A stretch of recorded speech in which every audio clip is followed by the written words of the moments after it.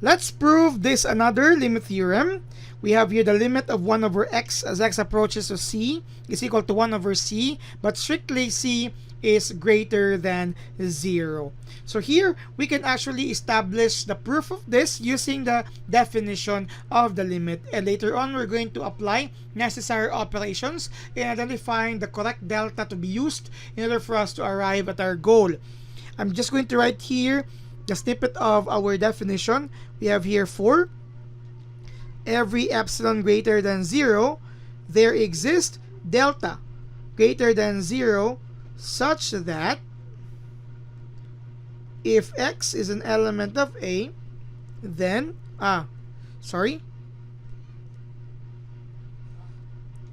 and you have x minus c is less than 0 and less than delta, then this is what we're trying to show. The difference of f of x and L, its absolute value is less than epsilon. We would like to arrive at this, but of course that will only be true once we can introduce the appropriate delta to be used in other necessary operations. In order for us to do that, of course, our limit of 1 over x as x approaches to c is equal to 1 over c. This is our f of x and this is our L. So using a scratch work, so for us to be able to see our goal, we can come up with here. This is a scratch work. So we would like to start with this. This is our end goal. So we're working backwards.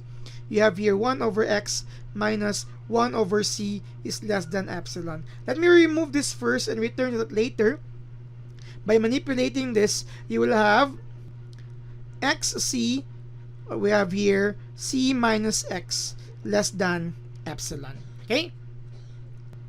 Or you could actually write it like this. You can rearrange the numerator, and you can do that by the property of absolute value notations. And you have here xc or cx in the denominator less than epsilon.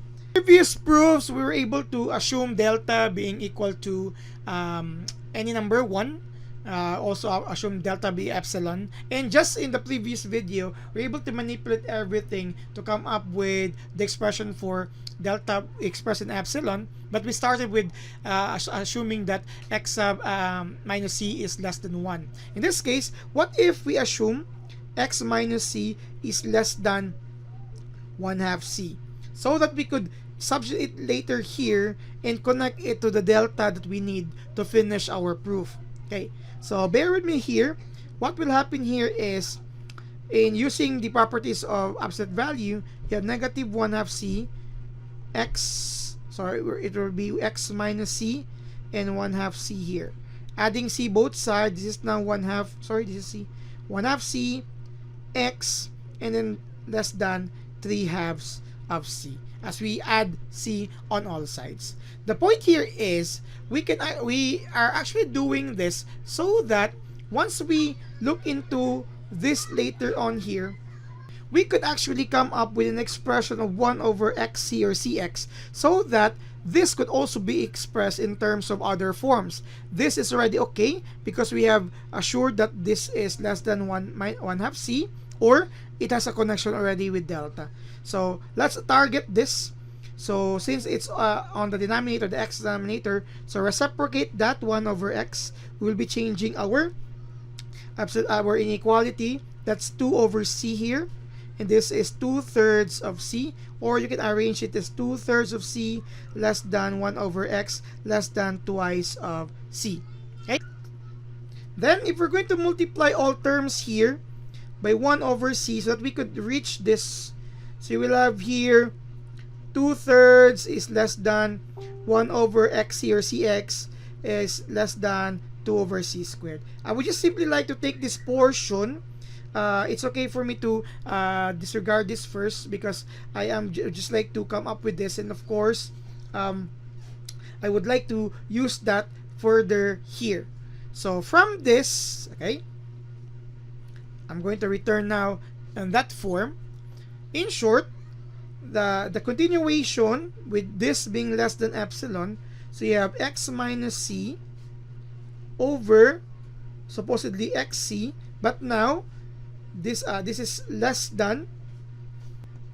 So you have here x minus c, but as soon as you apply this being less than 1 over xc, which is a component of that, you have here the product of 2 over c squared less than our epsilon here. So you have twice x minus c over c squared, that's less than epsilon. So solving for x minus c alone, this one, so you have x minus c is less than, you have here c squared epsilon all over 2. This is now, there are other representations for x minus c. This is now the other representation for x minus c aside from the 1/2 c that you have mentioned earlier here. Hence, we can represent delta in terms of epsilon be the infimum of the two. So 1/2 c, and we use that to come up with this form as well. Okay? Why we use that? Because x minus c is less than delta. X minus c is less than 1/2 c. Absolute value of x minus c is less than this. In short, delta could be any of the two. So you have c squared epsilon. So you have c squared epsilon over 2. So any of these two will be used. But strictly we'll be picking one of which later. Again, now that we have established the presence of, or the existence of our delta, which is the infimum of any of these two, by definition, we can now proceed to the next statement and hopefully further arrive to this conclusion. So let's start with our proof here.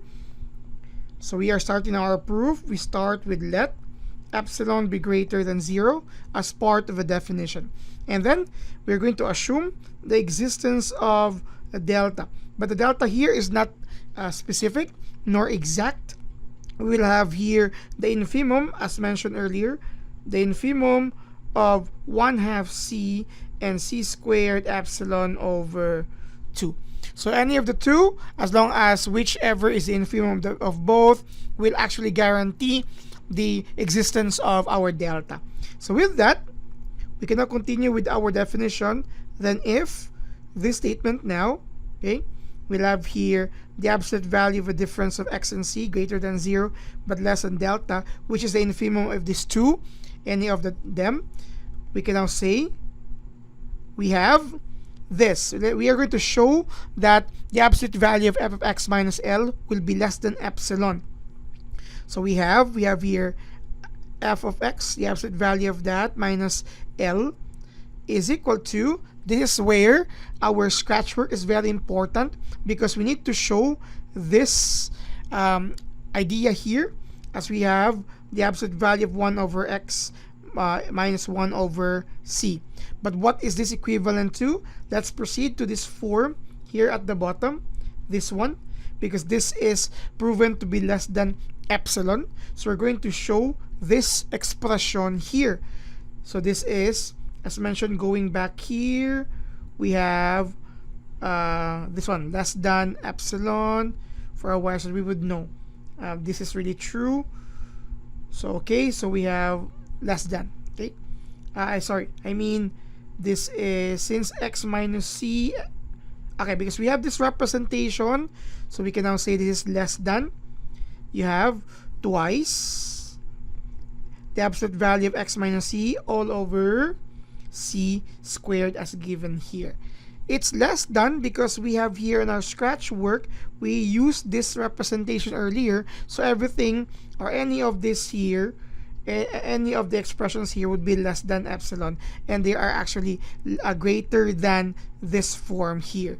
Okay, now what needs to be done here is to make sure that this will later on equivalent to epsilon or show less than epsilon, so that we could arrive to our target of showing less than epsilon. But which is which? Now, take note that our delta, which covers the idea of it being greater than x minus c, and x minus c is here, so we can actually use two representations. First, 1/2 c. Once we use 1/2 c here, say for example, we will just have here 1/2 c. This would become 1 over c, because that's simplified.